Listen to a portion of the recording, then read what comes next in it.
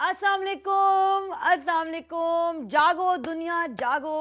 और yet another show from the beautiful city of Karachi. And वाकई में कराची मुझे रोज़ ब रोज़ ज़्यादा खूबसूरत लगता जा रहा है, और लाहौर इज़ लाहौर। लेकिन कल हमारे साथ हमारे ब्यूरो चीफ बैठे हुए हैं डोगर साहब, अफजल नदीम डोगर साहब। कल मैं बीच गई बच्चों को लेके, और फ्रेंच बीच हम गए, खाना खूना पिकनिक सारा करके। खाना की लहरें बड़ी तेज थी जी, जी, क्योंकि बिल्कुल, रफ़ आजकल हुआ है। काफ़ी रफ हुआ रफ़ है हुआ बिल्कुल, हाँ। है समुंदर। लेकिन फिर भी इतना मज़ा आया, इतना मज़ा आया बच्चों को, मुझे, हम सबको। और काफ़ी ज़्यादा फैमिलीज आई हुई थी, और मुझे एहसास हुआ कराची में तफरीह के कितने मुख्तलिफ, कितनी ज़्यादा जगह हैं। जी, बिल्कुल। हुकूमत की तरफ से स्कूल्स में मुफ्त तकसीम की जाने वाली बुक्स रद्दी में कबाड़ी के पास से बरामद हुई हैं। जी, इस बिल्कुल। जुर्म पर किसको सजा देनी चाहिए? इनिशियली तो मुझे पता चला शायद वो कबाड़ी को पकड़ा है कि सिंध में ये वाक़या हुआ है कि सिंध में हुकूमत कोशिश कर रही है तालीम आम करने की, और इसके लिए मुख्तलिफ जहाँ एफ़र्ट्स हो रही हैं, तो वहाँ किताबें जो हैं वो गवर्नमेंट स्कूल हैं पिछले कई सालों, वहाँ पे वो मुफ़्त देते हैं। लेकिन वो किताबें पहुँच ही नहीं पाती। मेरा ख़्याल है कि शायद ये वो किताबें होंगी कि जो कई 100 स्कूल सिंध में बंद पड़े हैं, जो मुख्तलिफ लोगों के ज़ेर कब्ज़ा हैं, जहाँ कहीं गोदाम बनाए हुए हैं, कहीं भैंसें बंधी हुई हैं, कहीं उनके मवेशी हैं, कहीं औताक बनाई हुई है, कहीं कुछ इस तरह की खबरें हमारे पास आती हैं। तो वो उन स्कूलों के नाम पे भी ज़ाहिर है यहाँ से बुक्स स्कूल्स गई बंद होंगी। क्यों पड़े हुए हैं? सैकड़ों की तादाद में स्कूल हैं सिंध में, वहाँ वहाँ के वडेरे नहीं चाहते कि वहाँ तालीम आम हो। सुप्रीम कोर्ट की डिसीजन के बाद सदर जरदारी ने पीसीओ जजेस को काम करने से रोकने के हुक्मनामे पर दस्तखत कर रहे हैं, जिसके तहत 76 जजेस को काम करने से रोक दिया गया है। जिन जजेस ने अपनी नौकरी बचाने की गर्ज से 3 नवंबर के बाद हल्फ लिया था, उनका क्या कसूर था, या उनका क्या कसूर है? उस वक्त तो कसूर तो खैर किसी का भी नहीं। उस वक्त तो पान जैसे एक रेला चल रहा होता है, उसमें बह रहे थे सबके सब लोग, वो जितने भी उस वक्त वक्तन फ़वक्तन आपने देखा होगा कि एक पीरियड था कि एक कितना बर्दाश्त को कर सकता है। उस वक्त तक आखिर जब ये फैसला आया, जब इनको चीफ जस्टिस की बहाली हुई, इससे चंद दिन पहले तक भी कुछ जजेस ऐसे थे जिन्होंने पीसीओ के तहत हलफ लिया। तो ये कुछ ऐसे क्राइटेरिया इन्होंने किया है, जाहिर है जो बनाया है।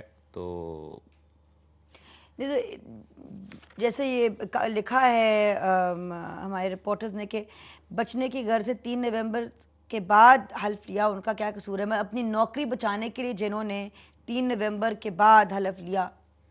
हाँ, यानी वो 3 नवंबर को जो इन्होंने इमरजेंसी नाफिज की थी, उसके बाद जो इन्होंने हल्फ लिया था, तो वो तो जाहिर है उसके बाद एक लेते रहे, वही तो सारे जजेस थे जिन्होंने हल्फ लिया था। बिल्कुल। यही इनके साथ वाले थे। बस ये था कि किसने उस वक्त एक आमिर का, जो कि अभी इन्होंने डिक्लेयर कर दिया है कि उनका यानी कि साथ 3 दिया, नवंबर के बाद जिस किसी ने आमिर का साथ दिया, वो वो नौकरी से वो गए। नौकरी से गया। और 3 नवंबर से पहले जिस किसी ने आमिर का साथ दिया, वो उनकी नौकरियां बची हुई हैं। उनकी वही तो हैं सारे, अभी जिस वक्त अगर आप देखें तो बिल्कुल। सबके सब वही हैं। आज सुबह भी मैं अखबार में पढ़ रही थी साहब के फसादात, जिनमें 7 अफराद को हलाक कर दिया गया है गोजरा में जी हाँ, बिल्कुल। फसादात में। और उनके सोग में कराची और बलूचिस्तान में मिशनरी स्कूल्स 3 दिन के लिए बंद करा दिए गए हैं। ये फसादात शुरू क्यों हुए, और इतने वासियाना इकदाम क्यों किए गए हैं? एक बेहुरमती का था कि मुबैना तौर पर एक बेहुरमती की है कुरान पाक की, तो उसके बाद ये छोटे से जैसे गांव है, वहाँ एक निकलती हैं बात के जी ये इसने किया, इसने किया। वो लेकिन चलते क्यों कोई चलते करेगा बेहुरमती? तो बस मैं बता रहा हूँ, ख्वास्ता देखिए खुदा ने कहा। जो हमारे यहाँ अक़लियतें यहाँ पाकिस्तान में आबाद हैं, वो उनको मैं नहीं कहूँगा, क्योंकि बहुत सारे मेरे साथ सिख यहाँ हमारे ताल्लुकात हैं, तो वो भी अस्सलाम वालेकुम कह के हमें फ़ोन करते हैं या इतने बात वो तो करते हैं। इतने तो बामहजब और इतने इतने। मकसद आधे मुसलमान तो वैसे ही हैं। भगवान दास साहब कहने को हिंदू जज थे, हैं, हिंदू हैं, और लेकिन उन्होंने इनको पता है जब कि इस तरह के इंतहा पसंद लोग हमारे मुसलमान बहन भाइयों के में हैं बसे हुए, तो वो तो और बच के रहेंगे, डरे हुए रहेंगे। वो क्यों कोई इस तरह का पंगा लेगा कि खुदा ना खास्ता इस तरह की भगवान दास साहब जो बेहुरमती कि करे हमारे मैं कहता हूँ मजहब कि की? इतने बड़े लेवल पे हमारे सीनियर जज रहे हैं, वो कुरान पाक के अलावा बाकी मजहबी जो इस्लामी अलूम थी उनके बारे में उनकी बहुत रिसर्च है। और इसके अलावा भी मकसद मुख्तलिफ कम्युनिटी के जो लोग यहाँ पाकिस्तान में, ख़ासतौर पर सिंध में यहाँ हैं, तो वो भी वहाँ मकसद ऐसा कोई वो नहीं है कि कोई बेहरमती करते हो। हमारी जो मजहबी वो हैं, रसूमात हैं, उनके बारे में वो जानते हैं, हमारे त्योहारों के बारे में जानते हैं, और हमारे जो ख़ास तौर पर जो है वो जो दीगर मामलात हैं उसमें भी वो ईद आती है, दूसरे त्योहारों पे वो हमारे वो करते हैं, उनको पता है सारा कुछ। हमारे साथ लाइन पे मुजीबुर रहमान शामी साहब हैं, उनसे पूछते हैं। अस्सलाम वालेकुम सर। वालेकुम अस्सलाम जी। कैसे हैं आप सर? आपकी दुआ है। आपकी आवाज बड़ी कम आ रही है। आवाज कम आ रही है, अब बेहतर आ रही है? थोड़ा सा थोड़ी सी बेहतर हुई है। शामी साहब, ये जो अभी गोजरा में फसादात हुए हैं जिनमें 7 अफराद को हलाक कर दिया गया है, ऐसी चीजें क्यों हो रही हैं पाकिस्तान में? देखिए, गोजरा में जो कुछ हुआ है वो बहुत अफसोसनाक है। और पाकिस्तान में आपको मालूम है कि दहशतगर्दी के खिलाफ जंग हो रही है। पाकिस्तान की हुकूमत जो है और पाकिस्तान की रियासत और उसकी फौज इससे रबर आजमा है। तो ऐसे लोग जो उस दहशतगर्दों के साथी हैं, उनसे आप किसी वक्त भी और कहीं भी किसी तरह के रद्द अमल की तवक्को कर सकती हैं। और ये जो लोग हैं जिन्होंने गोजरा में ये सारी तबाही की है, इनके खिलाफ कानून के मुताबिक कार्रवाई होनी चाहिए, जो कि की जा रही है। लेकिन ये जो वाकयात गोजरा में हुए हैं, अफसोसनाक तो अपनी जगह है, लेकिन मैं आपकी तवज्जो इस तरफ मबजूल कराऊंगा कि इस पर जो सोसाइटी का रद्द अमल है वो भी देखने के काबिल है। कोई एक शख्स ऐसा नहीं है जिसने इस तरह के किसी वाकये की हमायत की हो।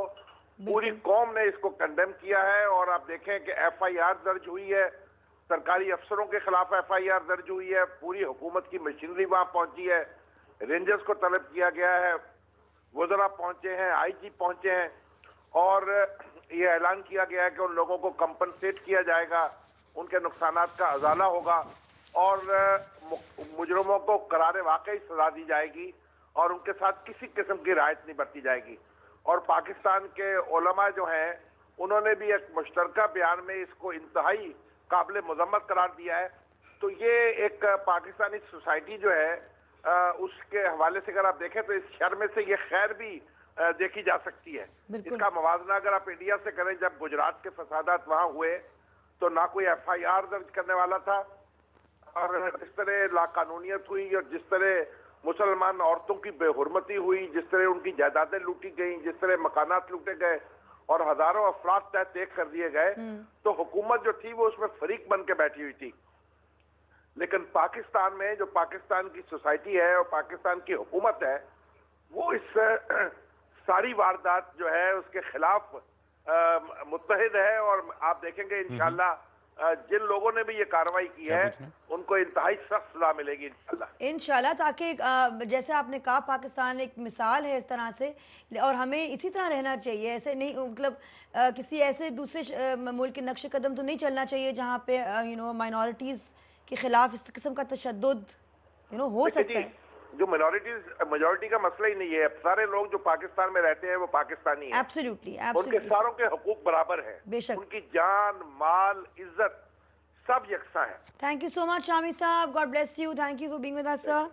और बिल्कुल सही कहा शामी साहब ने कि एक ये तो है बात कि इस तरह की वारदातें बिल्कुल नहीं होनी चाहिए, लेकिन ये भी एक बात है कि अगर पाकिस्तान की कौम इत्तेहाद दिखाए, मुत्तहिद हो, इकट्ठी खड़ी हो, तो कितना फर्क पड़ेगा और इस तरह की चीजें होंगी ही नहीं आइंदा कभी। बिल्कुल। सेगमेंट क्लोज हुआ। Thank you so much Dogar साहब, और हमारे साथ रहिएगा क्योंकि नेक्स्ट सेगमेंट जो है उसमें हमारे खास अवाम होंगे।